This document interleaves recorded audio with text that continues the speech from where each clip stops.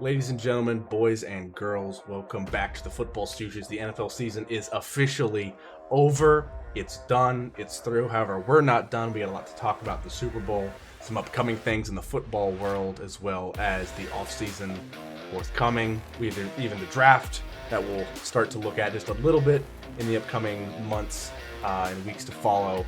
But again, this is the Football Stooges, the weekly NFL podcast where we break down everything that happened the week prior and predict the week ahead. And for now, we take a look at the offseason, what's going to go on through there. We're still coming at you with weekly episodes. Sorry for the delay on the posting of the podcast. We had some issues with the non-YouTube version, so sorry for listening to this a bit late. But at the same time, you guys can always find us on YouTube as well as different podcast areas you listen to, Spotify, Pandora, etc., etc., etc.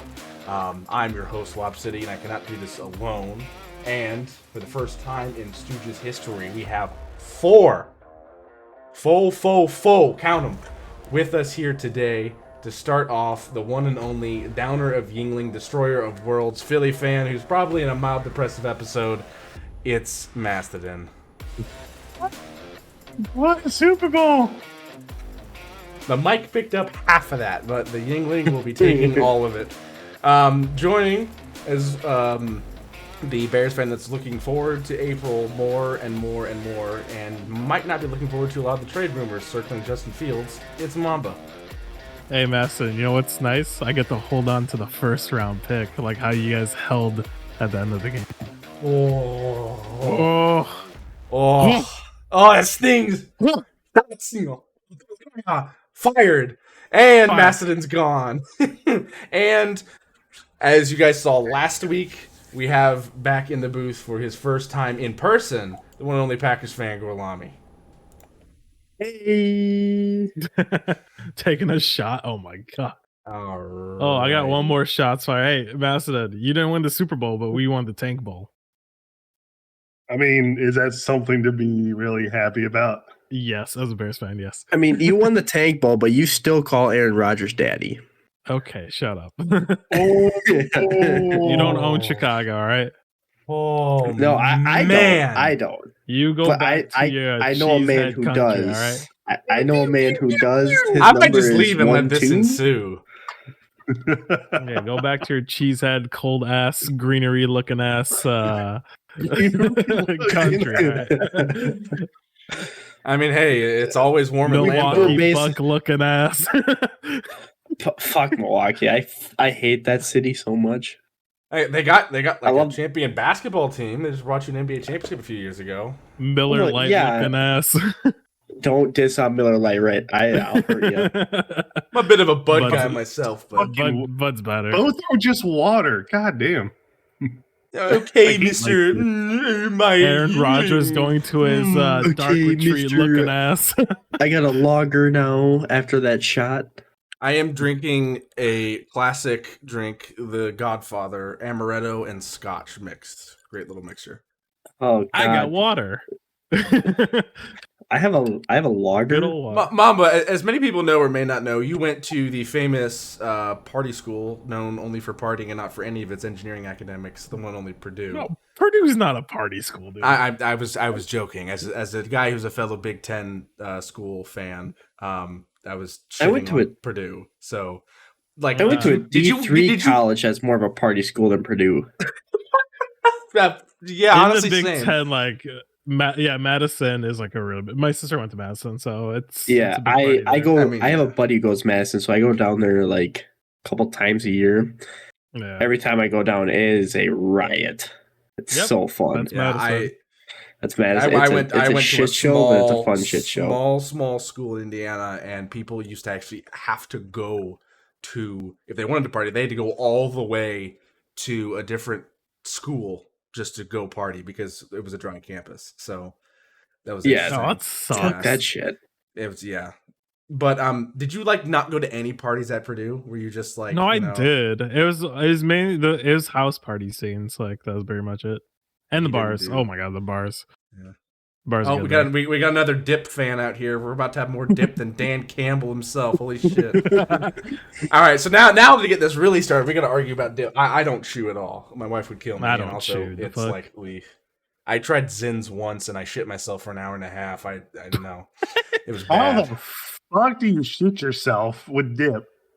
No, with Zins, it was like the pillows, the fucking Zimbabwe's, What? It's the little packs. It's the real frat boy thing. These little packs. Zin pouches. Yeah, I How put the two fuck of them. did you shit yourself? Well, no. Here's the thing. I put 2 of them in, and I also was drinking a Budweiser. So that whole thing, that mixture, just didn't sit right with me, I guess. And I could take a whole tin of Zin and not even fart. Put that on I a had to t-shirt. have, like, Put that on a t-shirt. Oh my Holy god. moly! Did you have? I have to ask this, Pastrami. Did you ever have someone be like, "This is the first time I ever saw you dip," and try and make you swallow the dip by like trying to choke you? I would punch him in the face. Yep, some asshole tried to do spent- that. I had a fucking pinch, had down here. Some guy trying to make me swallow it. I was like, what the fuck? So I don't get the whole. There was- I don't there get was the a whole are you dip guys thing, bro. Copenhagen or Skull or Grizzly? Grizzlies. Oh boy! Yeah, Skull. Not Oh, I'm doing sponsored, fine. but it totally could be. I do Grizzly. I do long cut. Like I can't do pouches. I have to do long cut. I do pouches. I told my because I've We never, promise- I've never done nicotine. People were talking about it. I'm like, I'll try one. Nah, not my gig. Not my gig. I promised myself though, as soon as I get a girlfriend, like I'm quitting, no matter what. I'm not gonna like straight up cold turkey because that's not gonna work. Yeah. But once I get a girlfriend, like I am going to commit myself to quitting. But I do pouches because it's like cleaner, and also I get to dip at work. So it's pouches is easier when I'm dipping at work. Dip at work.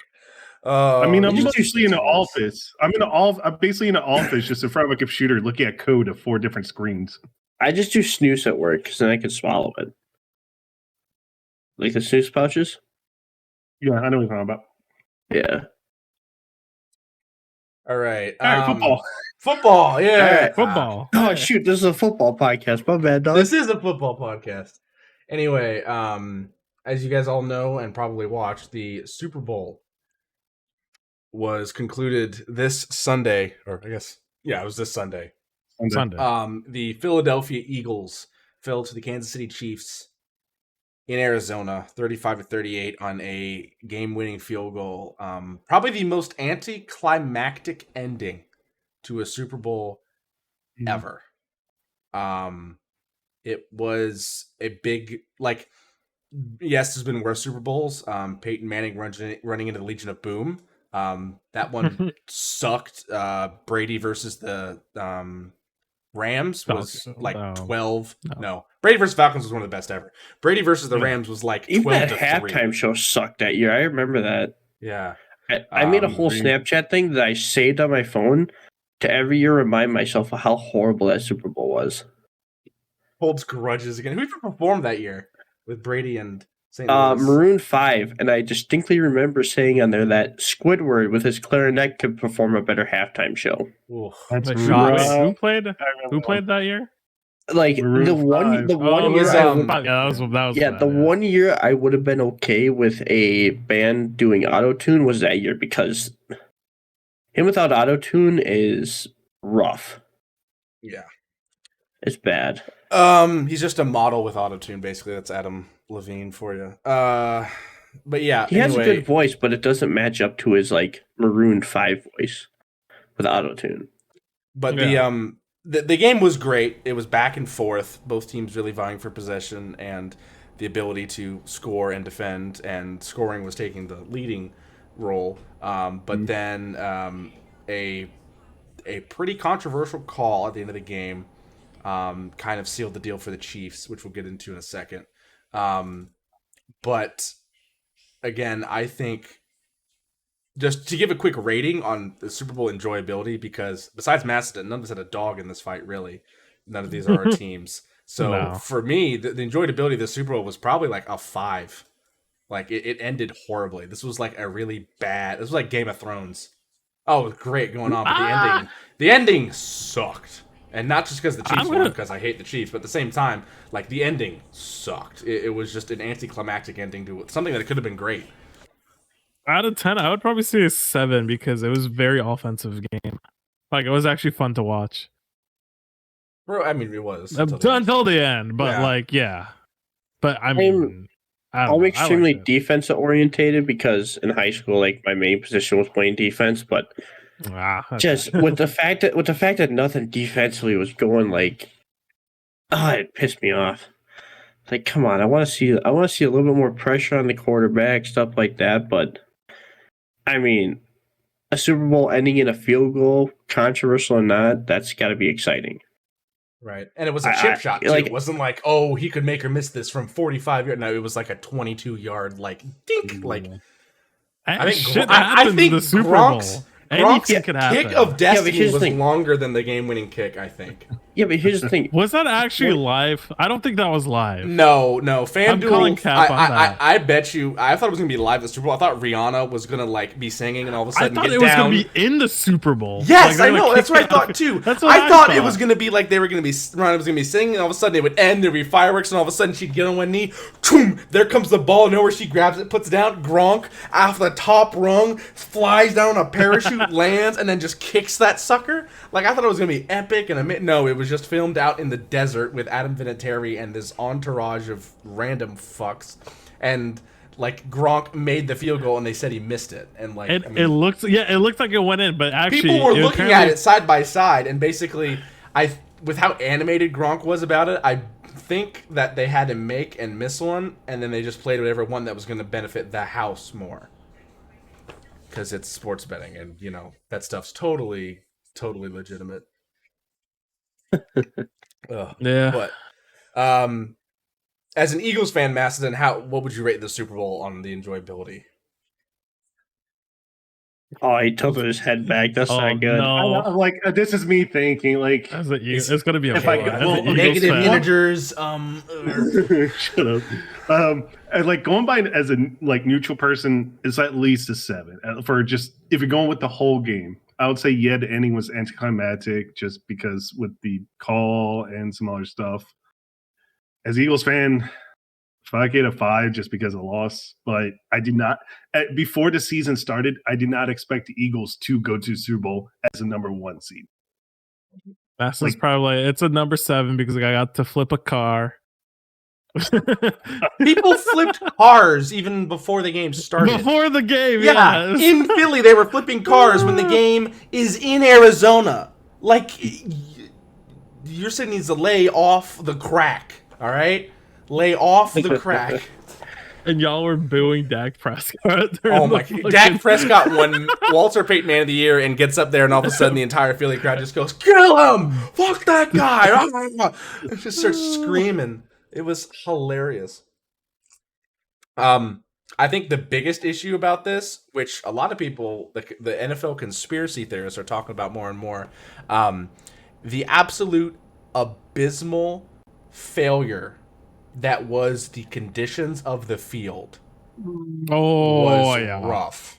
You know, it was it's basically a new field that they were doing for the Super Bowl. Apparently, they did it for the NFL for the college playoffs. They used that field for the college playoffs too. The type of grass. Yeah, and guess what happened? It was fucking ass.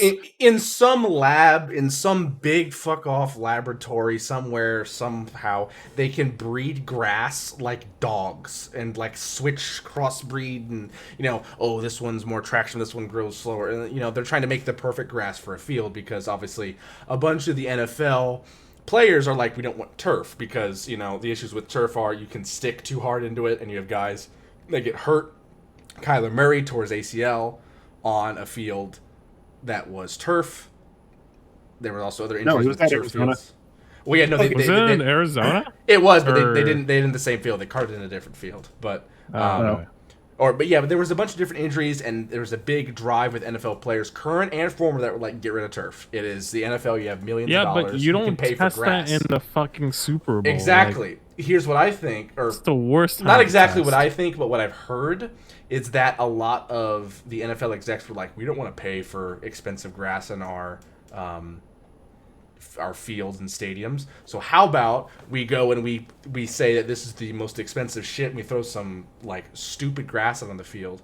Everyone's going to see it because everyone's watching the Super Bowl, and then people are going to be like, oh, we don't want turf anymore because this happens. Yeah, and like, instead you get dumb.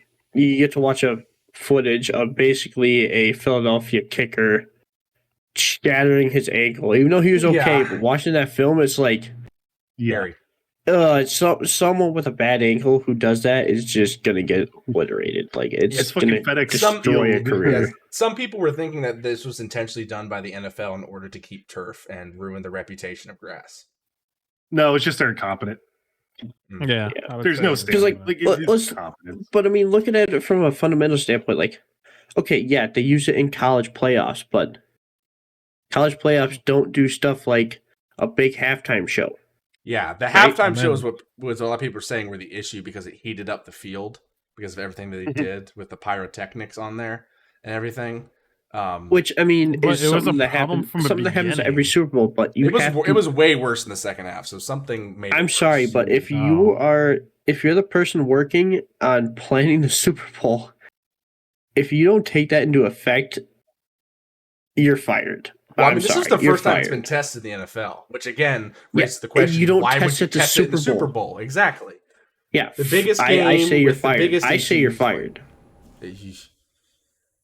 Hot take, but I say you're fired. Like you messed up. You don't test that in the Super Bowl. Yep. So yeah, let's They go don't. ahead and dive into the stats of the Super Bowl. Patrick Mahomes walk away with the Super Bowl MVP. 21 for 27, 182, 6.7 average yards, 3 touchdowns, no picks, no sacks, QB rating of 96.4. Jalen Hurts, 27 for 38, 304, an 8-yard average, 1 touchdown, no picks, 2 sacks for a negative 2 yards, 79.7 QBR. For Kansas City, Isaiah Pacheco led the way, 15 carries, 76 yards, 1 touchdown. Patrick Mahomes was the next behind him, 6 carries, 44 yards. And for Philly, Jalen Hurts, 15 for 70, 3 touchdowns. Kenneth Gainwell, 7 for 21. Miles Sanders, 7 for 16. And Boston Scott, 3 for 18. That rushing for Philly did not take off very well, which was a big issue. For receiving, Travis Kelce, 81 yards, 6 receptions, 1 touchdown. Juju Smith-Schuster, 7 receptions, 53 yards, 0 touchdowns, and a roasted fucking Twitter episode. Justin Watson, boy. 2 receptions, 18 yards. Jerick McKinnon, 3 receptions, 15 yards. Everyone else had either 1 reception or 1 target. For Philly, Devonta Smith, 7 receptions, 100 yards. A.J. Brown, 6 receptions, 96 yards. Dallas Goedert, 6 receptions, 60 yards. Kenneth Gainwell, 4 receptions, 20 yards. Zach Pascal, 2 receptions, 11 yards. Then Boston Scott and Quez Watkins both had 1 reception for about 10 yards. So, in retrospect, looking at the stats, they were pretty even on both sides. Rushing was 158 Kansas City, 115 Philly. Bit in Kansas City's favor, but not heavily. And then receiving, 182 for Kansas City, 304 for Philly. So just by looking at these stats, the only negatives you see for Philly is that their run game wasn't insane, but they still got 115 yards, and there were 2 sacks for negative 2 yards. No interceptions. There was 1 fumble that was lost by Jalen Hurts, which was ran back for a touchdown, which was a big issue there. But other than that, like, the Eagles played a very solid game stat-wise. For Kansas City, that defensive touchdown helped them a lot, but their stats don't jump off the page. 182 yards from Patrick Mahomes on 21 for 27 isn't awe-inspiring. It's a pretty good performance. Like, high completion percentage, yeah, but at the same time, like, 3 touchdowns, 182 yards isn't, something you would see from, like, Joe Burrow last year against the Ravens, where he threw for, like, 500 yards and 7 touchdowns. So, yeah, just like, again, the Super Bowl built up very well. It was going to be this battle between 2 teams that were struggling on defense, but exceeding on offense. And then, I guess we'll get into it now. Late in the game, Kansas City was driving down the field. There's about a minute 15-ish left.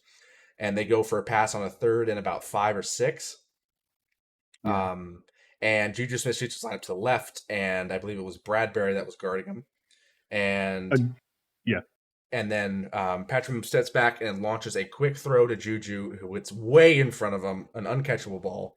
But then they go back and look, and they said that there was holding on Bradbury as he held Schuster, so they called defense pass interference and moved the ball forward. Then Kansas City ran a couple plays, intentionally did not score.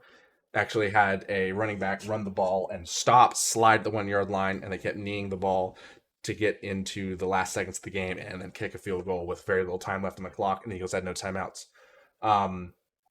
The holding call itself, not only was it skeptical that it was holding, he had an arm around the waist. Well, he had it from the beginning, no? It was the beginning. An arm around the waist to start was iffy, but at the same time, when you look for defensive pass interference and that arm around the waist, you're looking for if he's using that to cause leverage or if the hips are turning. The hips did not move at all. It was there and then it was off, and then there was some 5 yard ish bump and run stuff. So could it have been called? Yes. It was an iffy call. It wasn't like this is textbook, and it wasn't like there wasn't. There was a bit of it, but at the same time, that late in a game, you got to let him play, and I think most everyone in here kind of agrees with that. I mean, I agree with it solely based on the fact that, like, I'm a high school official, and the golden rule, like, unwritten law of officiating is in that situation of the game is close, you only throw a flag if it is so blatantly obvious that you have no other choice but to throw it. Like, if you're going to let a game be decided, you let it be decided by those boys on the field. That is the unwritten rule of officiating. I don't care what level it is. Yeah. If it's going to be something that's like going to be questionable in any type of way, don't throw it. You let those boys on the field decide what the fate's going to be, not you. And like I've talked to it with, like I have officiated high school with a guy who officiates Big Ten. He does like 2 or 3 games for the Badgers throughout the year. Mm-hmm. And he said the same thing. He said, towards the end of the game, those boys are going to decide the fate of that game, not us. Yeah, a good point. Unless it is so blatantly obvious to where you have no choice but to throw the flag. Well, what did you think about it, Maston, from a biased perspective? I mean, like a lot of stuff I was saying, like it was technically a hole. Like technically, that's a flag because he did pull the jersey. Like that's one of the things, though. Early on, it wasn't really shown in the broadcast that clearly, but when there was other replays shown, he technically did hold. It's just a matter of I kind of saw someone talking about it before, the consistency. If that wasn't called before, how is it called now? Yeah. That's really the biggest problem with the officiating is actually the consistency in general. Like, And all they actually had some decent, like it wasn't bad calls throughout the game until like people gonna say maybe this one. Like this game was actually like well officiated. I think the biggest issues in this game was the turf, the final call, honestly, the final flag that was thrown in the game. And then I think, as looking at both the teams in hindsight, 2020, the Eagles had a key mistake, Jalen Hurts fumbling the football, which led to a defensive touchdown for Kansas City. That was a key mistake that just, can't happen. And then there were some times where the Kansas City wide receivers were just wide the fuck open. I can talk about that later. We skipped Mamba, what his thoughts was. I mean, with the holding call, I don't know. I say you let him play. I mean, I understand like technicality wise, like yes, that is a holding, but in that sort of situation, like you don't want like basically ref ball happening towards the end of the game, and that could just sway everything. Now, I mean, you could say from Kansas City's standpoint, it's like this guy got holding. Why is it not? Why is there no penalty? Why is there no first down? Because at that point, they would have hit a field goal, and Eagles would have gotten the ball back to potentially tie or win there. So I don't know. I would say let him play, in my opinion. Yeah. A rough situation, and again, a very anticlimactic ending to a Super Bowl that was pacing out to be a little bit better. If that play wouldn't have been called, the Chiefs would have kicked a field goal. It would have been 38-35 with maybe a minute left to play. And that would have given the Eagles time to go down the field with, I think, 1 or 2 timeouts. And they would have a chance to at least tie it up and go to OT, which everybody loves an OT Super Bowl, except maybe the fans of the team whose heart rates are in the triple digits. But also, like they're about to go into cardiac arrest. Yeah, like, I mean, it would have given a chance for a much more satisfying ending to the game, and instead we got this. I mean, in no mind, like, coming from me, it's like, I'm not saying I'm better than an NFL official, right? Like, I plan to officiate high school through the rest.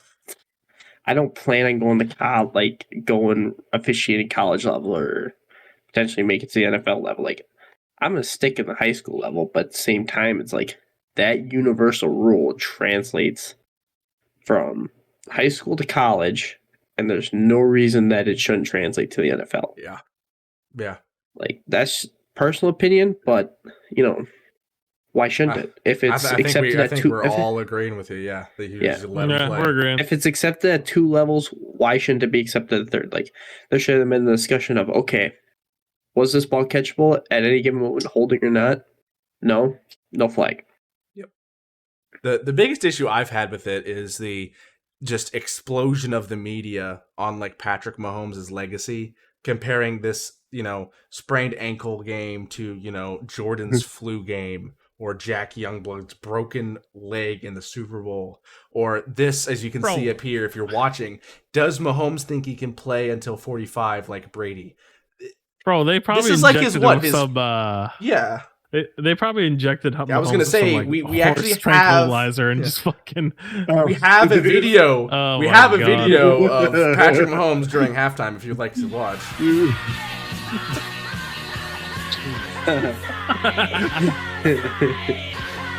injected with adamantium. No, that's Marvel. That's adamantium. That's adamantium. That's Marvel. No, Marvel's vibranium. That's adamantium. Yeah, there you go. No, but it's both. It's both. Vibranium and adamantium is Marvel. Well, right, but there's X-Men and then Marvel. That man had enough cortisone shots in him to finish that game to kill a bear. Comics, that's Marvel. X-Men's Marvel. There we go. Yeah. Here we go. Yeah, if that cocaine bear has as many cortisone shots as Patrick Mahomes had, that bear would be dead. Cool. Isn't that a movie, Cocaine Bear? Yeah, Cocaine Bear's coming out. It's based on a true story, but in the actual event, nobody died. It's just a true story. No, the bear died. The bear died from the bear died from the cocaine. Hey, don't spoil it. I want to see it. I want to see it. Hey, quiet. This is like the Titanic. Don't spoil the Titanic. This ship wrecks. We all know that. It's a historical event. Like, don't spoil Gettysburg, guys. Oh, no. Yeah, don't spoil it. Goddamn. Joke's on you. I don't know. But like the extracurriculars for the Super Bowl, what did we think? First of all, I think we all agreed the kick of destiny was rigged. That was bullshit. That was fucking that was so dumb. Shit. If you bet on that, I'm sorry. That was dumb. Gronk did not train for that.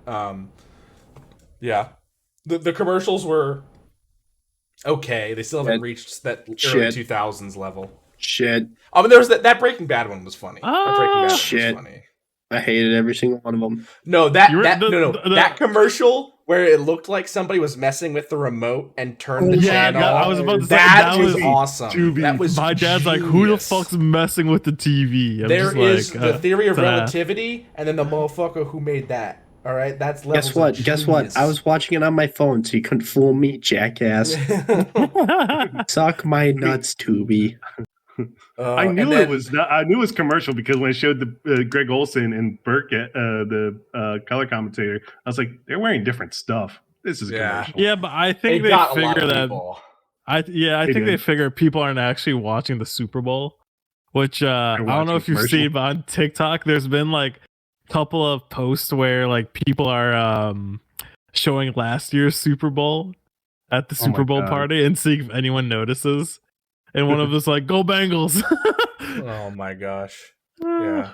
I didn't really watch the commercials either. There were some okay ones. Tubi had some other commercials where they had like these demonic rabbits running around and capturing people. Those were weird. Yeah, way too. Okay, that one. I thought it was a Donnie Darko thing. Oh, bro, how the fuck do they have money for all this? And then, like, they had Apple so many TV ads. said that they're going to make a movie with Matt Damon about the creation of the Jordan shoe brand.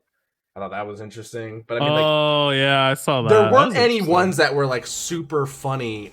Besides, there was. I know there was like one or two. I'm trying to remember some of the specific ones. Look, if you can't get to the level of Puppy Monkey Baby, I don't want to talk to you. Oh, Puppy Monkey Baby will live on. I don't want. I don't want to be associated with you if you can't get the level of Puppy Monkey Baby. Yeah. And then the halftime show was. I mean, I don't listen to much Rihanna. I'll be honest. That's not my music style. It was pretty decent. I mean, everyone thought she was good, pregnant though. Yeah, I think it was good. I think is she pregnant? I don't know. Yeah, she's pregnant. Yeah, that's why 100%. I didn't really watch it because it's not the music I listen to. Like they have no halftime shows.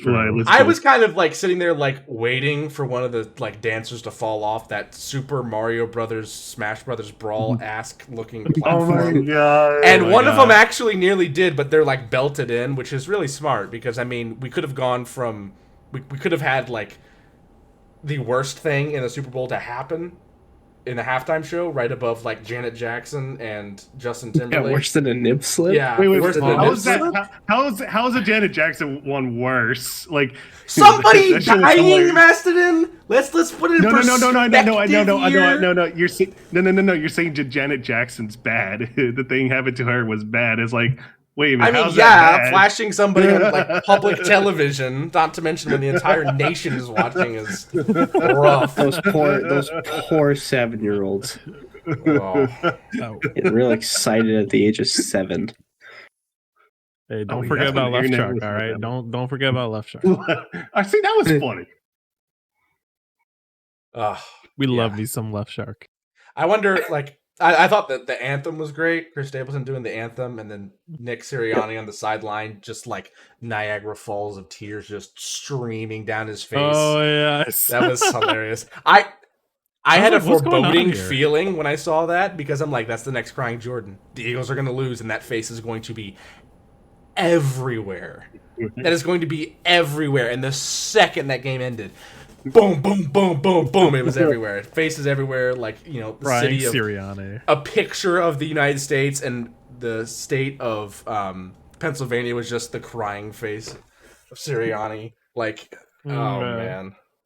But yeah, I'm not happy with the amount of speculation they're throwing at Mahomes. Like, yes, they should be respecting him for what he did here, but at the same time, again, can he play till 45 like he's Brady? Was this his Michael Jordan flu game? Is he the greatest quarterback of all time? He hit the fucking parking brake. Holy shit. Slow her down. You are going a million miles an hour. And this is what? I mean, ESPN's 5th season? Clickbait. I'm hitting the brakes on my racing setup right now. Just yeah, he's 27 years old. Young guy. How many? Oh, it's 5 years. 5 years in the NFL? He did not play. He only played the last game of his rookie year.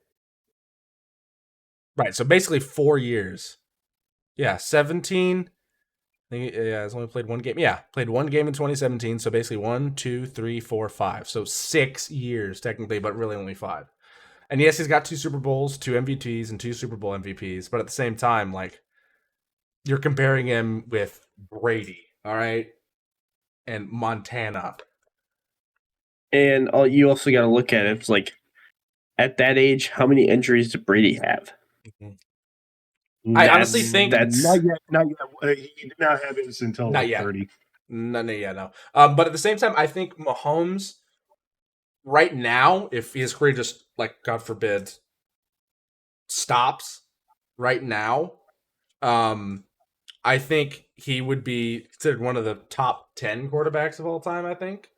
At the same time, I just think he's a better version of, I believe it's Frank Tarkenton, old school Vikings quarterback that was just a scrambler running around everywhere. Yeah.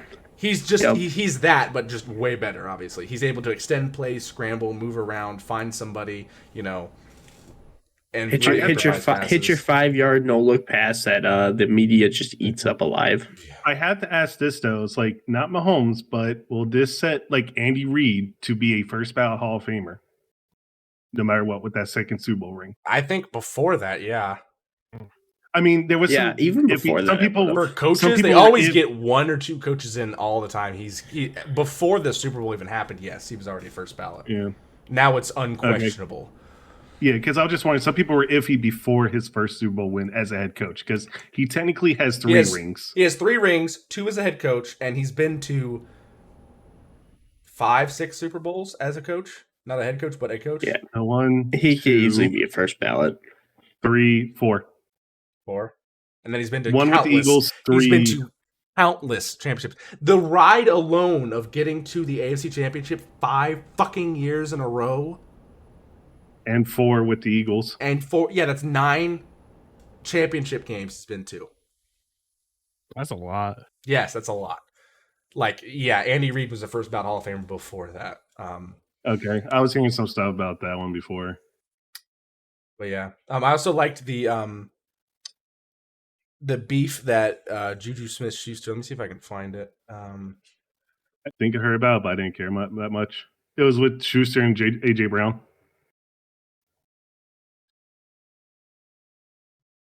Because I know what you're talking about. Juju Smith-Schuster sent a image on Twitter that was this. I'll hold you when it matters most. This is a picture. It was on Valentine's Day, and it's a picture of. I will admit Brad that is actually pretty funny. Yeah, it was pretty funny. And then since he tweeted really that, funny. people started to clap back on Twitter, and it was AJ Brown. Also living piss out of him back though. Yeah, AJ Brown. I think AJ Brown said, "First off, congratulations, you all deserve it. This is lame. You was on the way out of the league before Mahomes resurrected your career in your 1-year deal, TikTok boy. He admitted that he grabbed you, but don't act like you ever was. Congratulations again." So AJ Brown just roasted the shit out of him, and now Juju is just TikTok boy, which I find hilarious because I don't like and also Juju. true. Yes. Juju has never been a good receiver with a mediocre quarterback. The only good thing Juju ever did for the league was knock out Vontaze Burfict on that one play. Yeah. And I'm a Bengals fan. And then cause a 15-yard penalty because he stood over him and was like, "Oh, I fucking knocked you down." Yeah, good one. 15 yards, dumbass. Yeah, Juju has never been good on a team that hasn't had a first ballot Hall of Fame quarterback. He had a Roethlisberger and he had Mahomes. You have guys like DeAndre Hopkins, who are amazing NFL wide receivers that are getting thrown the ball by Matt Schaub, Davis Mills, and Kyler Toddler Murray, not to mention this season, Colt McCoy. So... We'll put the respect to Colt McCoy. Yeah. Put some respect on his goddamn name. Colt McCoy I respect because he's not playing Call of Duty right now. So... Ooh. I will take shots at Kyler. I do not respect Kyler Murray in the slightest bit at all.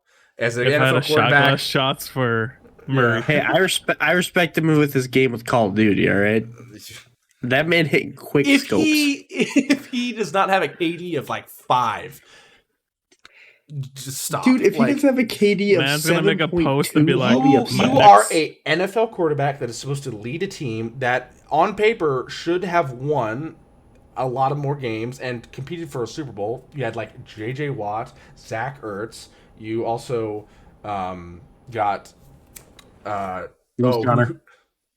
James Conner. Yeah, James Conner, as well as DeAndre Hopkins.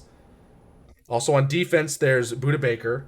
Like, you have Pro Bowlers around the board, a good O-line, and you go out there and you act your height, like a fucking child. You don't take any responsibility. You don't work. You don't do nothing. If you are good enough, if you're a Shaq and you are good enough to fuck around and then find out, and that finding out is you dunking on somebody, cool. But if you're going to fuck around and screw up and, then blame everybody else, get out of the league. It's cancerous. It's bad for people that want to look up to you because everyone looks up to the quarterback. What about all these kids in Arizona looking up? everyone's supposed to look up to the quarterback, and you want these kids in Arizona to be looking at that. Aaron Rodgers? What do you mean? You talking about Aaron? No, I'm talking to. No. I'm talking about Kyler Murray. Oh, sorry. They must be pretty similar. Jesus Christ. Aaron Rodgers at least wants to win and puts in the work. Kyler Murray does not. At least Aaron Rodgers has a Super Bowl to his name. That's like his. Yeah, that was basically the 90s. I'm not going to make excuses for Kyler Murray, but Cliff Kingsbury did not help out at all. Oh, yeah, no, I mean, yeah, not at all. But if I were Arizona, while Kyler Murray is still like decent, I would trade him. I would trade him, and I would get a certified quarterback. So, they're probably going to trade Hopkins. Oh yeah, he's done. He doesn't want to be there. Wait, what the? Oh, someone's on me stream.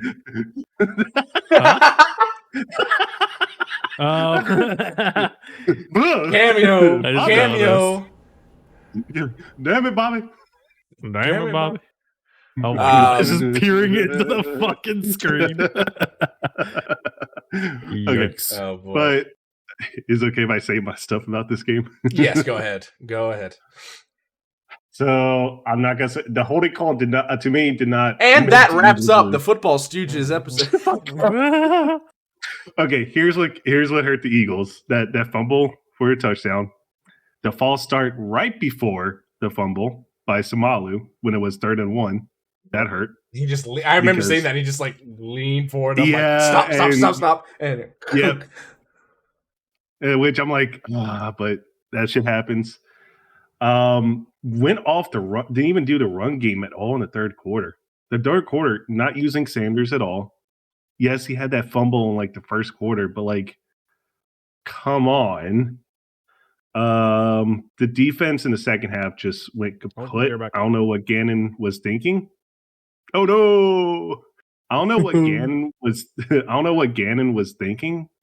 Plus, also, I think Andy Reid had some good plays, especially at the red zone when he had Kadarius Toney do a motion into Mahomes. When he saw someone following him, snap the play, Kadarius Toney turn around and get wide open. Same thing with Sky Moore for that other touchdown. That's really what I think. Like, yeah, like to me, it won Andy Reid being a genius. And then Gannon, I don't know some of the stuff that he was thinking, and then Steichen's thoughts during the third quarter. Yeah, that Eagles secondary had some key like spots where they fucked up and they were exploited. But I have nothing against Jalen Hurts. He played his ass off. He did, and I remember I was 304 yards. That tells you how he played. 70 on the ground too, and 3 of those were touchdowns. Yeah. Which the funny thing is, I was actually listening to the Colin Cowherd show, and Colin Cowherd expected that the NFL is going to do something to stop quarterback sneaks because of this. And because he says there's an article. There's already an article. Which I'm like, why? Wait, why would you? Why? Colin, shut the like. This is the reason I hate Colin. I hate him so much. Because it's aesthetically unpleasing to watch. Run like, the damn ball! Oh my gosh! You guys remember the time when we had guys like Barry Sanders and Earl Campbell and Adrian Peterson in the league? You know, I mean, I guess we have Derrick Henry now, but also his team sucks. But at the same time, like running the ball, that dude wants a soft league, bro. He just wants a fucking soft league. Also, Colin Cowherd, the guy who knows everything, but yet. I truly thinks he's capital L take. You couldn't hear the sarcasm. He probably didn't even watch the Super Bowl. Let's be honest. I was trying to shit roast him right there. Yeah, it was. Here's my bet: the NFL will get rid of because it's not pleasing to watch and it's not interesting. Shut up. Here's my bet. If it's not pleasing to the fans, it fucking sucks. How about you suck my nuts, coward? Jesus Christ! They're trying to play a football game, not please everyone and their goddamn grandma. Also, here's to me what's aesthetically not pleasing to watch. The fucking fields from the Super Bowl, FedEx Field, and MetLife being shit, causing injuries. Yeah, that's aesthetically unpleasing. What happened to Tua with his concussions was aesthetically unpleasing to watch. Packers are guilty of that. I don't know. That had kind of snapped pretty nice. No, I'm kidding. Packers are pretty guilty of that. He was throwing up all the right gang signs, man. Tua's on the ground like... Oh, I was talking about when he played the Packers when he was having a hell of a first half, and all of a sudden he gets knocked down on his head, and he throws 3 picks in a row. It basically was a concussion protocol for 4 months that made him play. Yeah, they didn't. Dude, they had 1930s doctors on that Miami staff. But that's the biggest issue, though, is because of Tua's injury, it was a normal tackle. Like, the guy that grabbed him, he kind of grabbed him by the waist as he was falling over and just pulled him to the ground, and then Tua kind of tried to extend the play and get his body out further, and then got snapped. Like, but now tackle, people are calling that, like, that tackle, that, like, roll tackle. The hip drop. The hip drop. They're calling that roughing the passer, which is such bullshit. No, if at that point you want to fix it, then the person getting tackled has to adjust for hip drops. Because, like, you look at Tua, he's trying to extend to get more yards, right? Well, in reality, he probably should protect himself. Like, you have a lot of time in a hip drop to react. Yeah, and curl up, and then you land on your side, and you're like, oh, I'm fine. Instead of like, I'm going to extend and then whang, I snap my head against the ground and holy cow, I'm seeing Patrick Starr. But that's a play, like that's Tua trying to be like, I want to help the team too. So it's like, people are going to be like, that's not helping the team.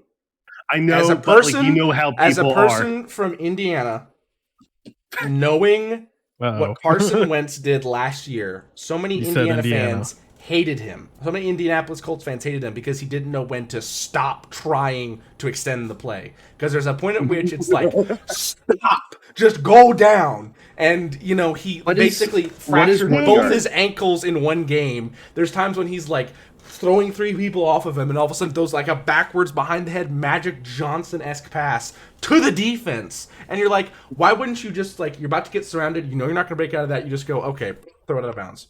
You're outside the pocket. Stop extending it if it's gonna kill you. I can understand extending it if it's like a 2nd and 1, 3rd and 1. But say if you're like a 2nd and 8, don't extend it for 1 yard. Protect yourself. Like, you have to look after yourself in that situation. Like, there's no one of the best running backs of all time, Emmett Smith, sorry. Emmett Sanders. Barry Sanders and Emmett Smith combined. Holy shit. Emmett Smith. That would be a fucking machine. Yeah, Emmett Smith had such a long NFL career because he knew when to fight for extra yards and when to just be like, I'm not going to gain anything from this. I'm just going to go out. I just need to get to the ground. If I get to the ground, I'm fine. Exactly. Yeah, but I think what's not helping is what's not helping, you have the internet and media all over 24/7 be like, oh, he went down, he doesn't play for his team bullshit. I mean, there was some shit I saw. It doesn't help. And then you can bring up Todd Gurley, who fought every single second of his career, and now he's not in the league anymore because he's injury ridden to all hell. Yeah. You have to in professional sports, there is a fine line to finding how much you should try and when you should kind of like eating yourself off, because there's a point at which you have to realize I can win this, but what damage is going to do to me long term? And also the situation of Derrick Rose's MVP season. You know about that, Mamba? Uh-oh. Tom fucking Thibodeau playing him 48 minutes a game. Don't remind me. Yeah. Don't remind me. He lands like a fucking 3-year-old jumping off the 3-story building every time. And guess where that happened at? In fucking Philly. Ugh, yeah. I don't know basketball, so I'm like, I don't know. Fucking Philly. Everything about Philly. No, I'm kidding. Philly. So yeah. That's my thought process for the game of Eagles losing is because one, Andy Reid being a great coach, he shows why he's first ballot Hall of Fame coach, and Gannon and Steichen kind of made some mistakes. Speaking of coaching, I saw a clip of Sirianni taunting Chiefs fans in the middle of the game when they were up by a bit. That's a Sirianni thing to do. Yeah, and then Jalen Hurts was sitting right next to him, hands on the collar, just looking around. Sirianni starts taunting him, and Jalen Hurts grabs his arm and slaps it back down at his side. Like, don't do that. Which was actually pretty funny to me that you have your coach taunting and your quarterback who should have all the right. Yeah, young quarterback out of Alabama who should have all the right to taunt with how great his play has been. Being like, shut your ass up. That's a good quarterback. I don't think that's Jalen Hurts' personality. If you actually see like his personality. Oh, no. I mean, if anybody were in a position to be that person, that would be one of them. Yeah. Like, of course, Yeah, Tyreek Hill gloats because he's fast as shit and he's an amazing wide receiver. But like, you know, I think Jalen Go ahead. I think Jalen Hurts is also in that situation of we're in the Super Bowl. We may be up double digits, but we cannot like start doing this shit. Like we need to finish this game. I remember when Matt Ryan was dapping up people on the sidelines when he was up 28-3, and he wasn't exactly dapping up people at the end of the Super Bowl. Not a pretty sight. Dabbing himself to death. I mean, murdering himself. What about Pastrami's and Mamba's thoughts on the game itself? I mean, you guys pretty much nailed it with everything, but yeah, I mean, it is. I mean, like I said, it was a good game. The holding at the end, it was Sirianni's being Sirianni as per usual, and Mahomes is being Mahomes, injecting him with some horse tranquilizer, probably. Oh my god, you pulled up the XFL. There's still football. This is the great thing, is that now we have 2 minor leagues, if you will. Wait, does that start this Saturday? Yes. Yep. Oh, we're going right into it. I'm so upset. I'm not going to get to watch that. So then, when the XFL, I think once the XFL ends ish, then the USFL starts, and then when the USFL ends, the NFL starts. That's a kind of a planned strategy there. USFL starts in April. That's a short ass season. Because there's only April to August. Oh wait, go all the way to the end on the slider. Yeah, but XFL only has 8 teams, so it's only 10. Oh, okay. Yeah. But I'm pretty sure USFL starts like April. In total, it's 12 weeks. Someone check it. Where's the USFL? Racing. It's so irrelevant that ESPN is not even covering it. Just Google it. I don't fucking know. It's not going to be under the NFL, of course. No. Yeah, I forgot the XFL. The USFL starts in June, so May. The championship will be May 13th at the latest, and then June. So basically a month off. So basically, like it gives the die-hard football fans. And hey, that's us. We'll be covering it, possibly watching it, and now I guess we have to pick teams. I guess this is where we have to find a ride or die team to start out. I guess you know what? Shit. This is where we start. I have to exclude myself here. I coach wrestling right now. We are in playoffs of wrestling right now. Like I'm gonna miss the first. I can find a team, but I'm not gonna be able to watch this week or next week. Bro, just watch the highlights. XFL. All right, screw you guys. I'm picking the Vipers. Vipers. All right. Can I look at like? Okay, it's not. I'm only picking that because Jake Schum, who was a Packers punter, actually punted for them. So is that in Is that the Arlington? Go to standings and gives the city. Houston, Texas. Also, I want to apologize for the image that popped up in my corner. My dad came back from reffing basketball, bro, and he was like, "I remember DC Defenders, Cardell Jones, DC Defenders." So there's the XFL is the NFL minor league, if you will, or just I guess football league that is going to run until May. That includes 8 teams. 8 teams, Mamba, an 8-team football league. Where have we seen that before? I don't know. Tennessee Cows. Oh my God. Cleveland Browns. Oh. The Detroit Dirtbags. The Detroit Dirtbags. Dingus and the Detroit Dirtbags. Yeah. But there's a North and South division. The North division is the DC Defenders, St. Louis Battlehawks, Seattle Sea Dragons, Vegas Vipers, and then South, Arlington Renegades, Houston Roughnecks, San Antonio Barmas, and the one team out of Texas, Orlando Guardians. Vipers, I'm taking the Vipers. So let's go ahead. The closest team to me. The closest team to me is St. Louis. Same. So I'm going Battlehawks. I don't know. Call them the Battlehawks. I'm gonna go look. I have the rosters. I'm gonna look at the roster, see if there's a player I like. I might pick a franchise instead that of way. The Battlehawks. It should have been the Battlecocks. I'm picking the Vipers based on the fact that Jake Schum went there. Can we see some of that? Okay, so we're starting out. I went. This is the XFL's site. This is their website. This is the league that Dwayne "The Rock" Johnson started. So, San Antonio Barmas, Brahmas? Brahmas. It's a type of cow. Barbs? It's a type of cow. So Yeah. The San Antonio Barbs?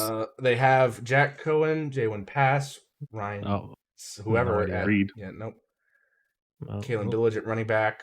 Come on, they Hillman gotta at put some running back. photos up. I here. remember What the Hillman. fuck? Jacques Patrick at running back. Fred Brown. I've heard of Fred Brown before. Mississippi I've heard State. of Fred Brown. Yeah, I'm just trying to go through who we find. Jalen Tolliver, wide receiver from Arkansas. What the Heard fuck is name. that hairline? Hold on. What the hell is up with that forehead? I know him. What I know that the- Ben. I know Ben. Ben That seems like a Duzey? Northern. Tight Yeah, end at D3, Wisconsin. that's a- Falls. Yeah, that's a D3 college That in my. looks like a in So my is this state. your tight end team? to me. Are you a San Antonio Brahmas fan now? No, I'm gonna go Viper still, but Just hard picking. All right, Vipers. I've heard Jamal Pettigrew before. I don't know where, but I've heard it. I'm picking the Vipers because Jake Schum went there and he was a punter for the Packers. Gravy. Oh, where'd my screen go? Chidi Okeye, Tennessee State. I feel like that name's familiar. It's Matthew Goettel. You would think the Kobe XFL would have. Smith, Ben Davis. Black and white. What the heck? Jordan What the Williams.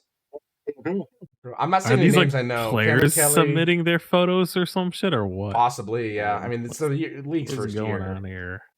There's a reserve list. Okay, can I not see? Oh, let's go teams. Arlington Renegades. Let's go back to Arlington. The roster. Arlington Renegades. Kevin Anderson, Drew Pitt, Kevin Kyle Anderson. Sloter. I'll be right back. Where you gotta go on with this? I don't know anything. Bear, Alex Ellis, Mike Horton, Cameron Hunt. I'm not seeing anybody. No. I'm looking at the college, and as soon as I see a college like that, like in my head, I've heard Shakur Brown, who played for Michigan State. same yeah. here. God, fuck Michigan State. I hate them so much. Same. Please tell me Cardell Jones in here. Please tell me he's playing. Okay, so there's Doubtful. not that. All right, let's go to the DC Defenders. Didn't know anybody there for DC. Oh, actually, I clicked coaching staff. Whoops. Roster. You want the roster? Eric Dungy. Or Dungy. Dunny. I'm putting my back to the Bears fan right now. You get Excuse away me. from me. Oh, Josh Hammonds, Chad Wait. Henson, Trey Burley. you get Ethan away Wolf. from me. Back to back, Smells baby. like DeMarcus absolute Hayes out of cheese. Georgia. I remember that. Smells like cocaine over there. Is your bear on cocaine right now? Cocaine Bear. I have no idea what the hell's going on. I'm trying to find a team that I want to root for. I guess I don't know. I was hoping there'd be some Michigan grads I would have seen, but it looks like they all just go to the NFL because they're too good. I didn't see no Purdue grads in there. I guess Purdue's good. Do you guys have any people that even get out of your football program? Yeah, dude. Caleb What are you talking Elby, about? Cole Drew McDonald, Brees? Silvers. Drew Brees was Oh, Purdue. I know it was Purdue. Yeah. That's a long time ago. Also, that hairline. Oh my god. Who's this dude? You know, bro. What You the fucking fuck? dude. Damn. I guess he doesn't get helmet hair.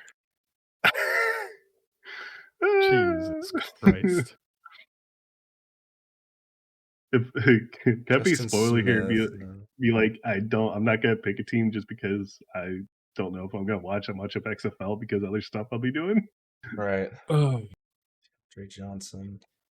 Wow. Jordan Mosley, DB out of Maryland. I remember him roughly. I'm trying to Washington. My goodness. Okay. Houston Roughnecks. Orlando Guardians. Oh boy. Florida man. Paxton Lynch. Heard that name. Really?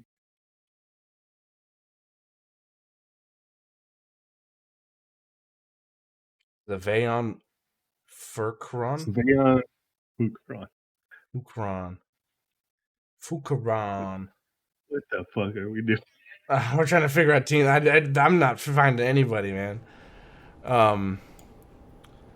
That's the Guardians. We already did that. Let's look at. There's only a few more teams. Seattle Sea Dragons. I might just go with Arlington. I lived in Arlington for a while. First Scotty boy I see. Sam. We're Seattle fans. Ben DiNucci. Mendinucci. Let's go Seattle Sea Dragons. Sea Dragons. Sea Dragons. All right, we're Seattle Sea Dragons fans. I bet you eats pasta before every game. Fucking That's thick such an cut Italian name. chicken cutlets. Thick cut chicken cutlets. Fucking pineapples on pizza. Go fuck yourself. Oh, DiNucci. Yes. The Italians don't put pineapple on pizza. All right. So actually, do you guys want to do another? Let's do another. Keeping track of records and everything. We'll get Rami on this one for the XFL season. Oh shit! This one's just gonna be. These are gonna be shots in the dark. They are. Wait, dude, I'm click scores because then we see the ESPN predictions. I'm gonna be real honest. I'm taking my 6-shooter fired from the hip. I don't even know if I'm aiming at straight in front of me. If I'm aiming straight at the ground, I don't know if I'm shooting myself in the toe. No. Are you able to? No. Nope. Damn, ESPN. All right. So let's look at the couple games that we got. Starting out on Saturday, all 8 teams are playing. So Saturday we have Vegas at Arlington in Arlington, Texas. Whoa! Hold on. Tickets as low as $21. Fuck. Let's take a vacation, boys. Well, of course it's cheap. It's an XFL. Of course it's gonna be cheap. Dude, front row seats are probably like $30. Let's do it. Let's do it. How the fuck are they playing? Wait a minute. They're playing in the Alamo Dome. The Spurs played in the Alamo Dome a couple weeks ago. It's an indoor stadium. Wait, I thought that's a football. You got the wah. Or no. Wait, is that? Wait, search up the. I thought that's used for college football. Is that? Wait, bring up a screen. I don't remember the Alamo Dome. Oh, yeah. So like the Spurs used to play here back in the David Robinson days. Yeah. Yep. And they actually had they filled the entire Alamo Dome for a basketball game. Spurs versus Warriors. They filled the entire place. I believe it. Which is insane. I don't know. The Spurs used to play. Let me see if I can find an old picture of what the Spurs looked like when they played here, because it was actually they used to hang curtains.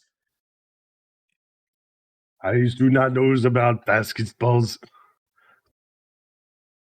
I feel ashamed of myself. I just spilled a blonde lager on my jersey.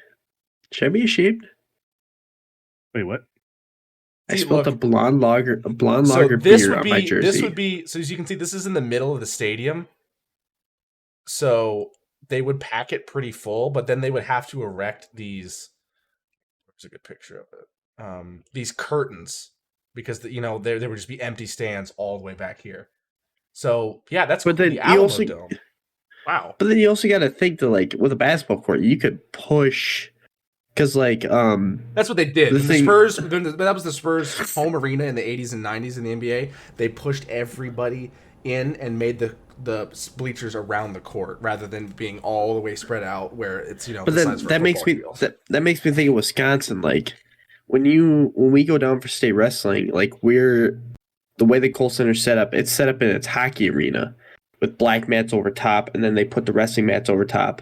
So you can only go as far as the hockey arena. But when basketball starts, they take all that out. They add extra seating, and it's with basketball, they can jam pack that thing. Right, and that's what they did for the record-breaking attendance game for the NBA. But okay, Saturday. Well, even then, that's perfect ticket prices because with the basketball court, it's so much smaller. It's you can just force it. And these are NFL Thanksgiving times. You have a game after a game. There's no overlapping games. This is awesome. Vegas at Arlington in Arlington, Texas. I'm taking Arlington. I'm taking Vipers. Write it down, Master. Fuck you, Lob. Well, are going by what, or just saying winners? So to recap, we have to give a score. The person that gets the most correct score gets 2 wins instead of 1. If you guess the correct team winning, you get 1 win. And then if you guess it incorrectly, you get a loss. So I will guess Arlington will beat Vegas 14-10. So by 4. Yes, by 4. Arlington by 4. Yes. Go ahead, Bashami. I had it loud. Bashami, Mombi. I'll take Vipers 21-14. I know my Super Bowl guess was way off, but I got faith in this Okay, one. so by 7. Yep. Mamba. Mom. Oh, sorry. Someone was mentioning me at the same time. We start with Vegas, Arlington. Yes. Give me Arlington. They're playing home.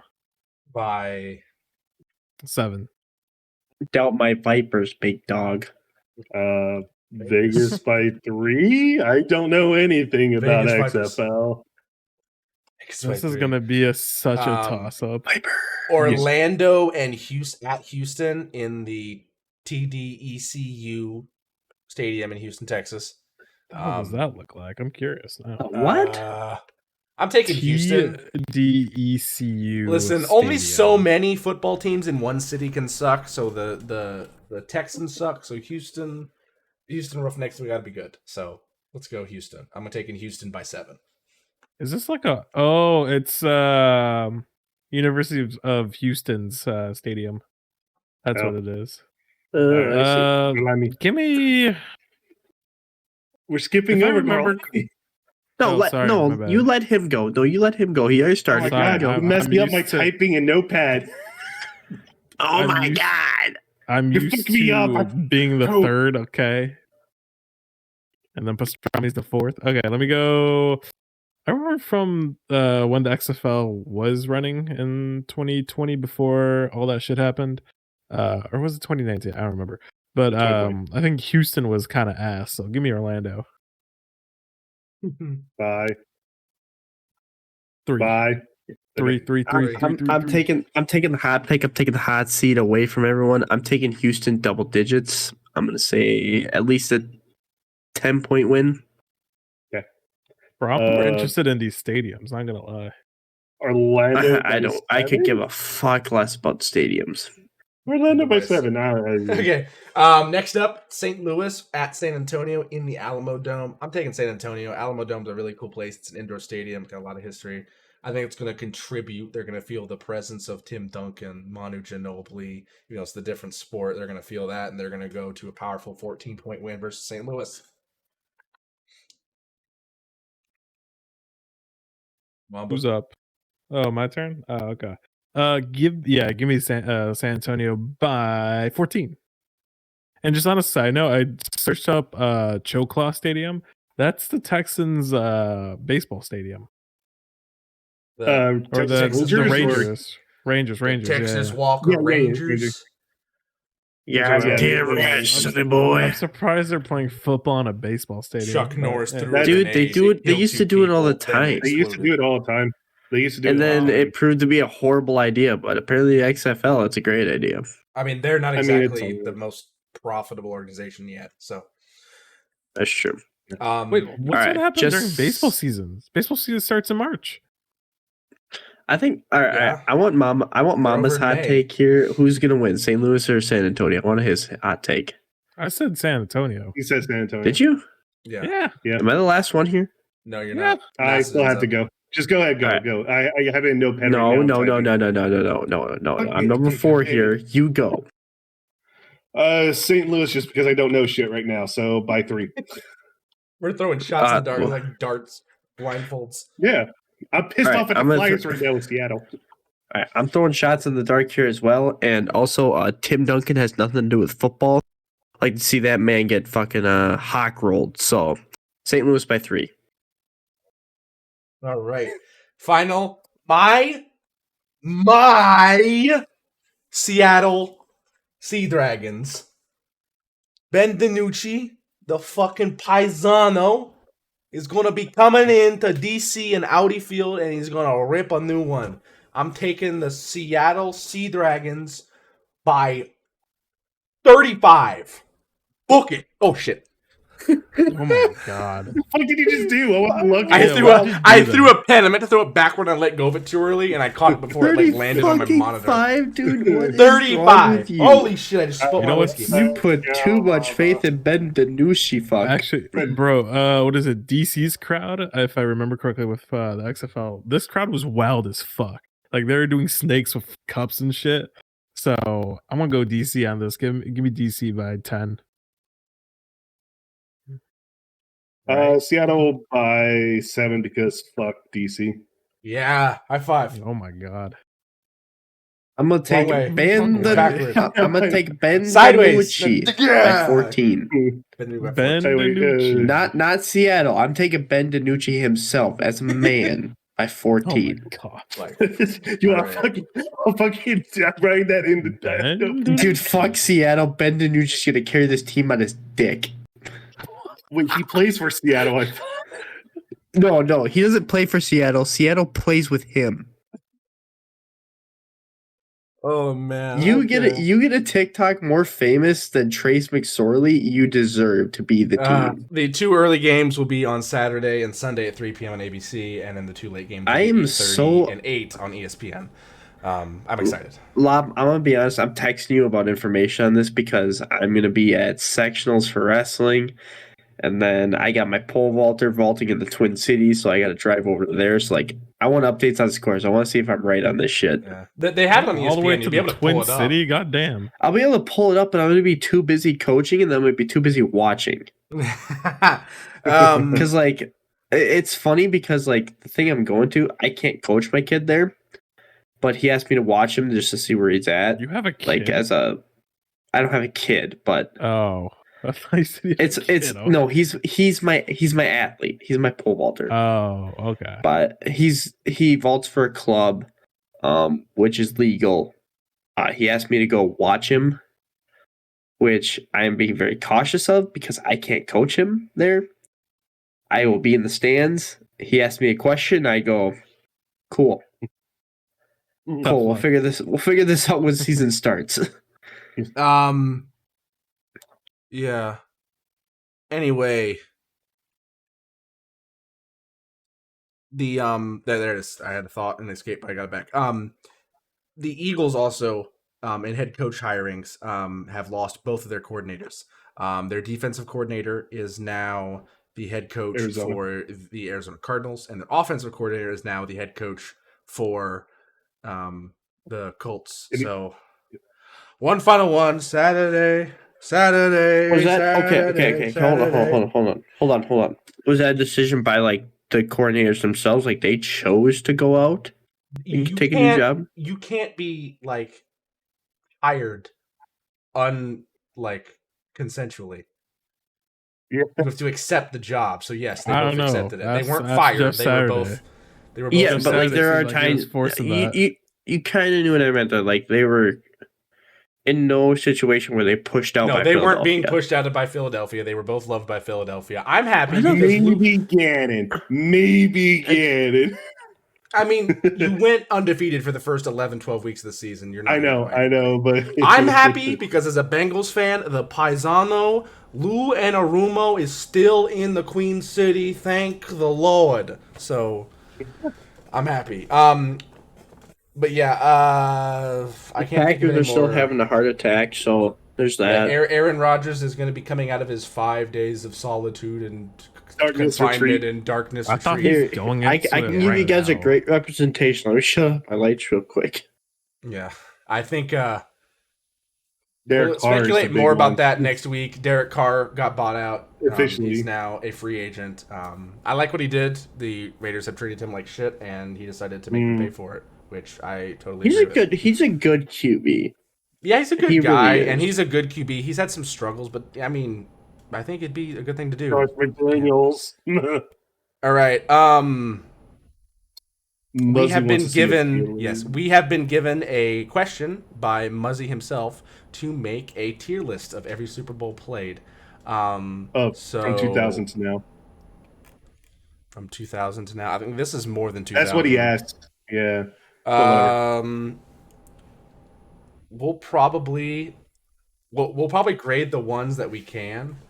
So I'm gonna pull up a Super Bowl list on Wikipedia just so I can see what these were because I don't remember them by the numbers at all.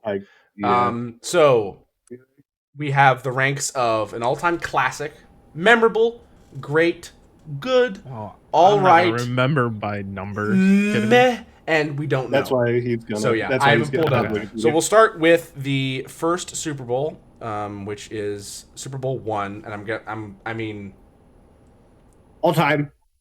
All time. Okay, Packers fan, we're gonna put it in all time. I mean, this was.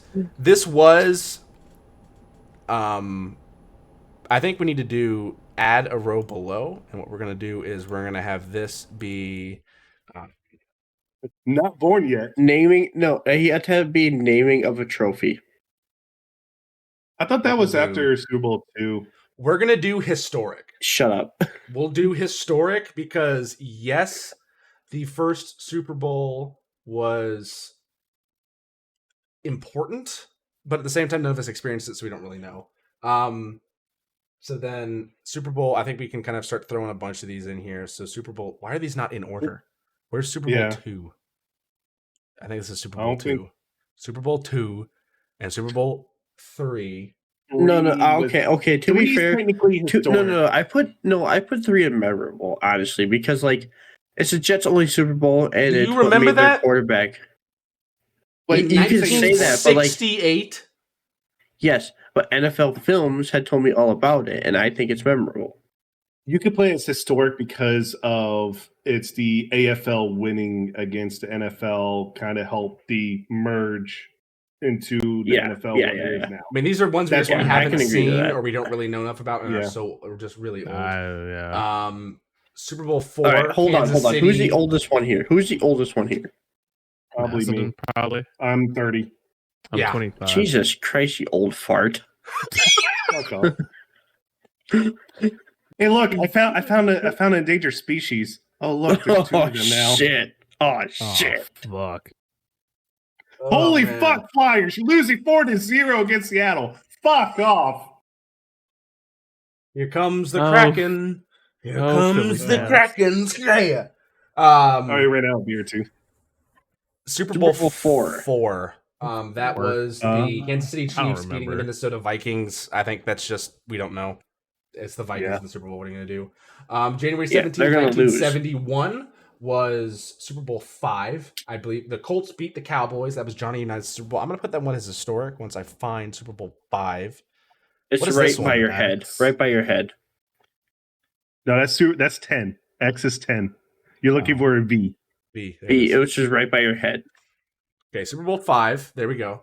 Super Bowl 6, Dallas Cowboys beat the Miami Dolphins in Tulane Stadium. I think that's don't know. Kind of don't know. Yeah, Super Bowl 6. That's VI. If you want to anything Cowboys just don't know because I don't care. If you want to piss off Dallas fans, just put it at meh. Yes. But I don't know because fuck the Cowboys. I don't see VI. I think it's this one because we can't see what this one is. I don't know. See anything say VI. You're probably right. Don't know. And then the next one though, the Miami Dolphins won against the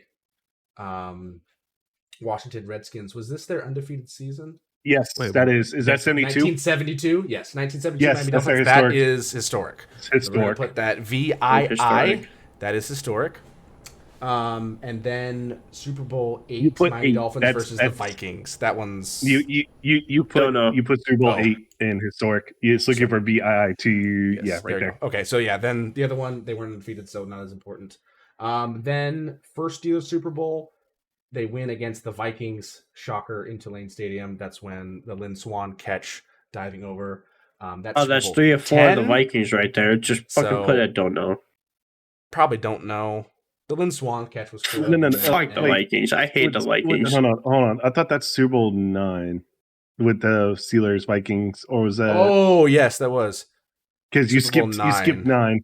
IX was here. Super Bowl 10 was interesting. I think we put it as historic because the Pittsburgh Steelers won. Yeah. However, the Dallas Cowboys middle linebacker was the Super Bowl MVP. Yes, which was interesting, and I think technically being put in the historic category. After that, for a defensive player to get MVP.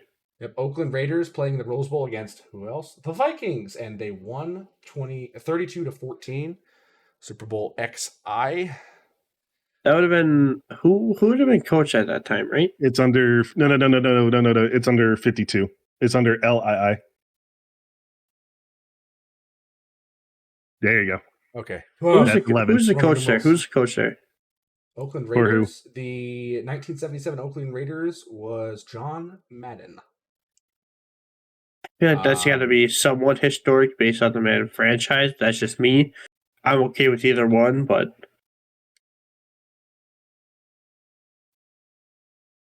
All right. And then next up, we had the Dallas Cowboys beating the Denver Broncos. Don't know. Don't know. That's XII. Then we have Pittsburgh Steelers beating the Dallas Cowboys in XIII, which is 13, Super Bowl 13. XXV, where's... Oh. Oops. There. Okay. Then Super Bowl 14, Pittsburgh beats Los Angeles for a back-to-back. That's the first back-to-back since the Packers back-to-back to start out. I would put that as historic. They won it in the Rose Bowl. That was also the game. Bradshaw? Yes, Bradshaw, but also the game that Jack Youngblood. Yeah, historic. Yep. Easily historic. XIV. XIV. It's beside XV. Fourth row. Historic. There we go. Oakland Raiders beat the Philadelphia Eagles in Super Bowl 15. Not really feeling anything special about that one. I don't remember anything from it. Next, the first San Francisco championship against the Bengals. January 24th, 1982. That's Montana's first. I don't think that's... or was that the drive? The drive was Denver Broncos against Cleveland in the AFC Championship game. That's the drive. That's not Super Bowl. That wasn't a Super Bowl. The catch wasn't the Super Bowl either then. Okay. No, that was... So XVI was... Then the next one, the Washington Redskins versus the Miami Dolphins. I believe, was this the first team with... No, Joe Theismann was quarterback. I thought this was the first starting African-American quarterback to win a Super Bowl. It was not. No. Washington Redskins. That was against the Raiders. XVII. You just went past it. That same row right there. Last down. Yep. Then next, Super Bowl 18, Los Angeles Raiders versus Washington Redskins, 1984.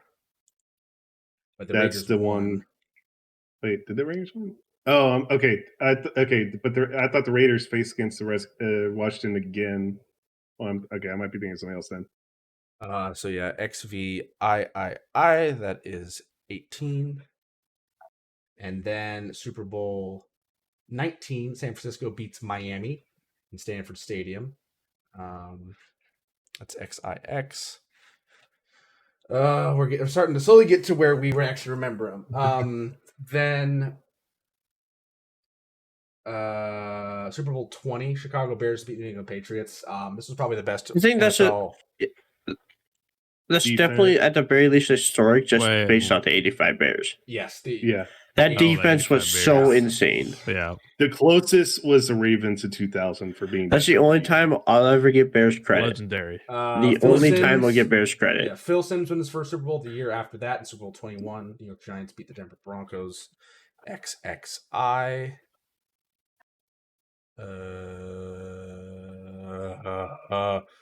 There it is. Nope. After that, Washington Redskins beat the Denver Broncos. I believe this was the first.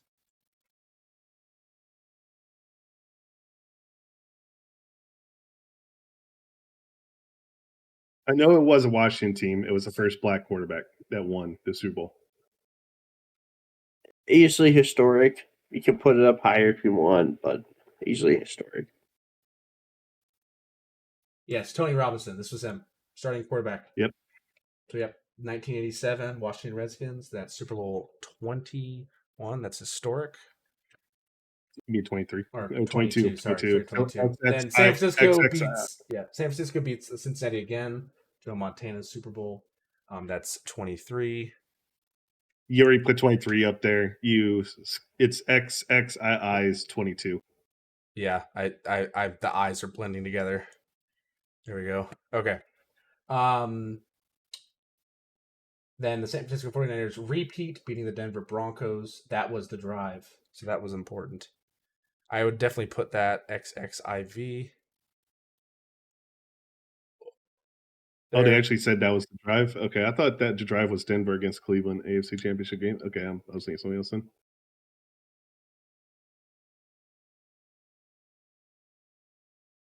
Then the New York Giants beat the Buffalo Bills for the first time. And we're about to get some Bills fans really sad. Yeah. Yeah, this is the start. Was that the missed kick? Was that the missed kick? That was the historic. Yes, historic. Muzzy's gonna cry. And next after that, it was basically the NFC East beating up the Buffalo Bills for 4 years. The Giants did it first, then the Redskins the year after that. XVI. And then after that, Cowboys did it twice. Super Bowl 27. That was Dallas back to back. Yeah. So this one and the one with 2 eyes. Fuck. You That's put 20. That's 30. Oh shit. I hate Roman numerals. They're so weird. How did the X? There's that one. That's 28. That's 28. Where is it? What am I looking for? I am looking XXVII. Shit. X. Is it not here? I don't think it's here. Maybe. Wow, fuck the Cowboys. Fuck the Cowboys. Oh no. Okay, I found it. Second row. 1, 2, 3, 4, fifth column. And the next one after that is XXVIII.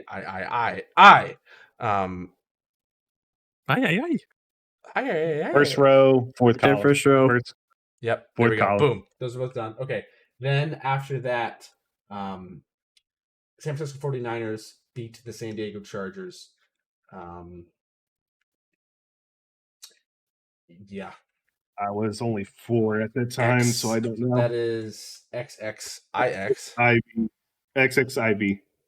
Yeah. And then Super Bowl 30, the Dallas Cowboys played the Pittsburgh Steelers in Sun Devil Stadium. That's the first of the no, that's not the first of the Dallas's big 3. That's actually a while into it. So yeah. That was the second or third. Yeah, third. Super Bowl 31, Green Bay Packers win for the first time since the early days with Brett Favre beating New England Patriots. And that was before, I think it was before Brady was on this. Amazing. That is before Brady. Yes. I think kind of historic because it's the first time the Packers did it since the beginning. In like how many years? And how many years? XXX. I'll only accept amazing. After that, Joe Montana finally gets his first Super Bowl beating the Green Bay Packers. Joe Montana. Or sorry, John Elway. I was about to say. Would you say that's at least XXXII? I would say that's just historic because I didn't see it. XXX.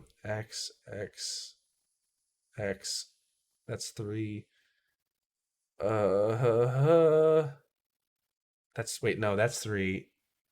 That's a V. Holy shit, these are tough to read. Yeah, they have it tough to read. XXX. Okay, not important. What? 32.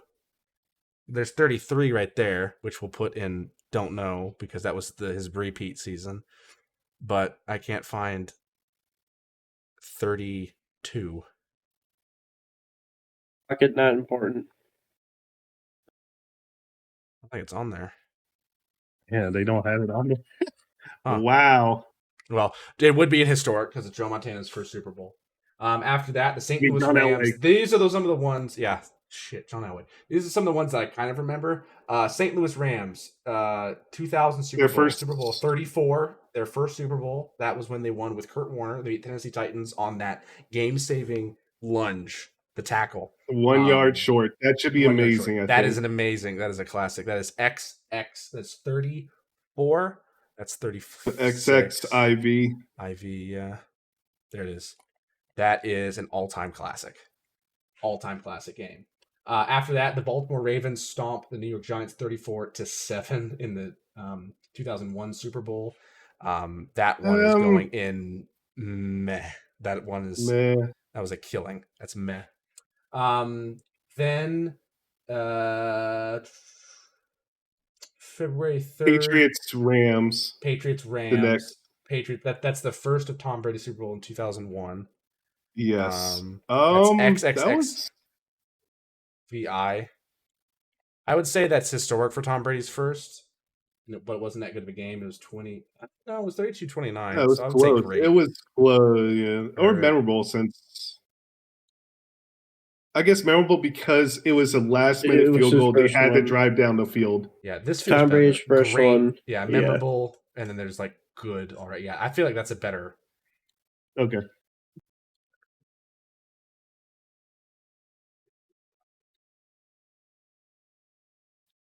All right. There we go. Okay. And Next after up, that, 02 was Tampa Bay Buccaneers beating the Oakland Raiders. 37. That's a man. Or 35-7. What? 37, no, what number did they? What? Oh, 37. 37. Yeah, so this was the Tampa Bay Buccaneers beating the Oakland Raiders 48-21. It was good. It wasn't. Well, no, actually, it was all right. It wasn't great. Yeah. New England Patriots beat the Carolina Panthers 32-29 in Reliant Stadium. That is Super Bowl 38. Yep, that's it. I would say that's just all right again. Wasn't a killing, was close, but also at the same time, like, wasn't down to the wire necessarily. Yeah. Well, no, it was a little closer, so put it good. Then New England Patriots repeat beating the Philadelphia Eagles 24-21. That one was very memorable. It was actually pretty close to bad memories. Memories, yeah. T.O. playing through the leg injury, so I don't think we can put it as all-time classic, but I would definitely say memorable. No. So that's Super Bowl XXXIX. I remember that one well, actually, for some reason. I do. Then Super Bowl XL. Pittsburgh Steelers beat the Seattle Seahawks 21-10. That one was, yeah. I think that's where people were saying, like, the refs fucking... Yeah, that one was... That was mad. Yeah. After that, February 4th, 2007, Indianapolis Colts beat the Chicago Bears 29-17. That the run back by Devin Hester. I know Mama doesn't have great feelings. Devin Hester's run back to start that game out, and then or not Tom Brady. What am I saying? Peyton Manning coming back out of a hole to start the game out. That's XLI. That one I think was a great game. Not all time classic, but great. Again, we're only rating these by the ones that we've kind of seen. Yeah, but that next one. The next Super Bowl. New York Giants versus New England Patriots. The David Tyree helmet catch. Eli Manning, all-time classic, baby. What is Tom Brady's favorite wine? I can't beat the Giants. No, he can't beat Eli. Yeah, he can't beat Eli. Can't beat Eli. Yeah, that's all-time classic. Yeah, even as an Eagles fan. Even as an Eagles fan, I have to say that's all-time classic. Absolute classic. 42. Then Super Bowl 43, the Pittsburgh Steelers go and beat the Arizona Cardinals in another all-time classic. Holy shit. Classic. This is like even though I hate the Steelers, insane game. All-time classic. Insane game. The run back by James Harrison, the toe touch catch by Santonio Holmes, the drive by Ben Roethlisberger, Larry Fitzgerald going crazy, Kurt Warner going mad. Oh, it was a great Super Bowl. It was so good. February 7th, 2010, New Orleans Saints play the Indianapolis Colts. They win the game. I'm going to put that as great. I don't think it was all-time great, but at the same time, like, kicking an onside kick when you're not down just because, fuck it, let's try it, is insane. So I think it was a great play by Sean Payton. That's why he's still getting hired today and being traded draft picks, which is a stupid idea for to get a coach. Next, Aaron Rodgers' first and only Super Bowl, calling it now. Green Bay Packers beat the Pittsburgh Steelers. I think that was a great game. Yeah, it was. That was a great game. It was an all-time classic, but it was definitely great. It was a great game. I'm putting it in memorable, I think. I think it's more memorable. Great. No, great. That's Super Bowl XLV. 31-25, that's got to be great. Like, that's a close game. That's not close to these two, though. That's far separated. Okay, but also it's a 6 seed winning the Super Bowl. Not the first time a 6 seed. Yeah. But memorable. Not the first time, but also it was still a great game. Yeah. Second time, I'm gonna New be York salty about Giants. this for the rest of my life. The second time, I believe this was the New England Patriots. This is not their undefeated season, but this was the second time they played the Giants, Super Bowl 46. Geez, I hate Roman numerals so much. I wouldn't call it memorable. It was like all right. It was close. So it's XLVI. Yeah. Second row. There you go. Yeah. All right. Good. That would be good. All right. Yeah. Then the Baltimore Ravens beat the San Francisco 49ers in the Blackout Bowl in Mercedes-Benz Superdome. I remember that game. It's at least memorable because good or memorable, yeah. That is Super Bowl 48. Was that 3? Yeah, that you got it right. You got it right. I would put it at memorable. If the lights went out, that kind of made it memorable. If the lights didn't go out, it'd be good. I mean, there was a comeback trying to happen, but even though got it wasn't shunted. Then after that, it was. Oh no, I did the wrong one. That's the next season's Super Bowl. It should have been this one. Next season's Super Bowl is the Seattle Seahawks playing the Denver Broncos, 43-8. Meh. Yeah, that fumble right away just. Oh. Then after that, the New England Patriots come back the next year and get revenge for Peyton Manning. And don't forget, Malcolm Butler, they had 1-yard line. Well, not even just that catch by Seattle to go up in the lead. I think that's great. I think that's in the great above the memorable category, but not an all-time classic because, again, the biggest thing about that is the one play. I thought there were technically 2. I mean, everyone remembers that single play, though. After that, it is the Denver Broncos versus Carolina Panthers, February 7th, 2016. Cam Newton just didn't cover the goddamn ball. Yeah. I would honestly put that as historic. Peyton Manning walks out in the sunset with a Super Bowl. It's the 50th Super Bowl. Yeah, that's true. I can agree to that. I guess we should actually rate it. I would say it was good. It was historic though too. Yeah, it was historic too. It was historic, but also this is just these are like ones that we haven't seen. These are ones that we've like all kind of seen or remember decently well. Okay. 51 is all-time classic no matter what. Oh yeah. I have to say that. Oh my gosh. Yeah, the best Super Bowl 28-3. Wait, what year was that? Being the Patriots, that was Atlanta Falcons, 2016. Oh yeah. Oh, I remember. Matt Ryan. Yeah. I can't go with Kyle Shanahan on that one. He's starting to be showing the choke. After that, the Philadelphia Eagles beating the New England Patriots in the Super Bowl. That was, I would say, Philly. The Philly special. I would say that's also it broke records. It broke records. True. Tom Brady going about 500 yards passing. I put it up great. You had Nick Foles, who nobody expected.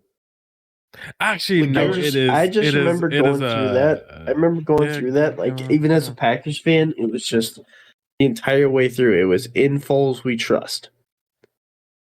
Big Dick Nick.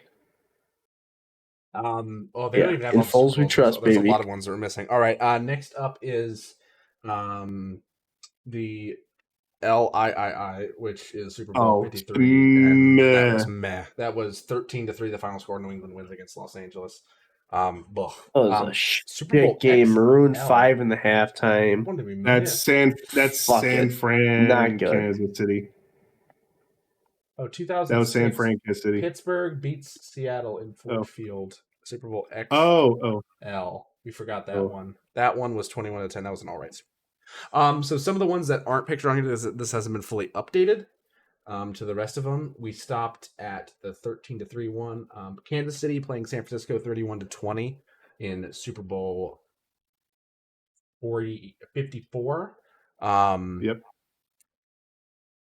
At least memorable because it kind of was a comeback. I put in good. I would put that one in good because it wasn't a super climactic game. It was good. It wasn't great. It was good. And then it was Tampa Bay, Kansas City, which was meh in 55. Yeah, Tampa Bay, Kansas City, I would definitely say was all right or meh. Probably more meh because 31-9 is a huge differential.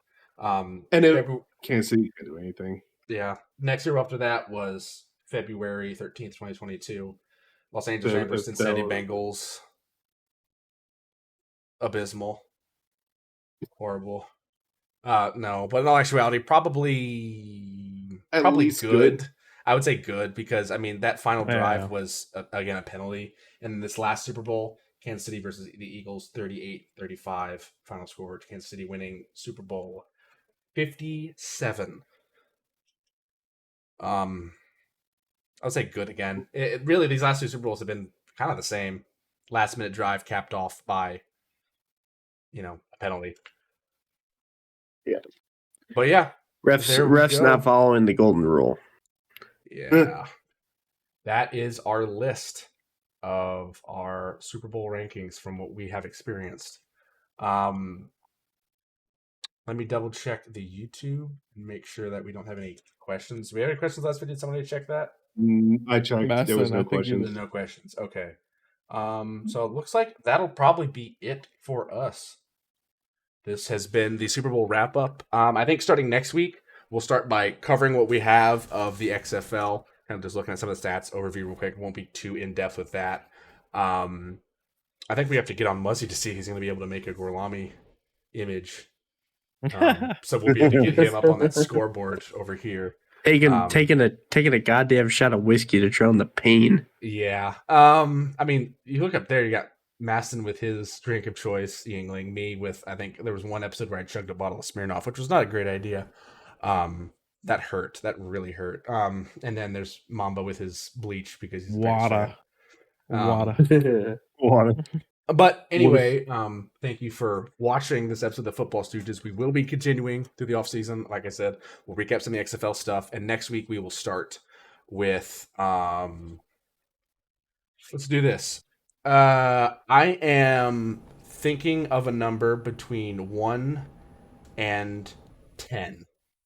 You all 37. Will get a chance to guess. You all will get a chance to guess it.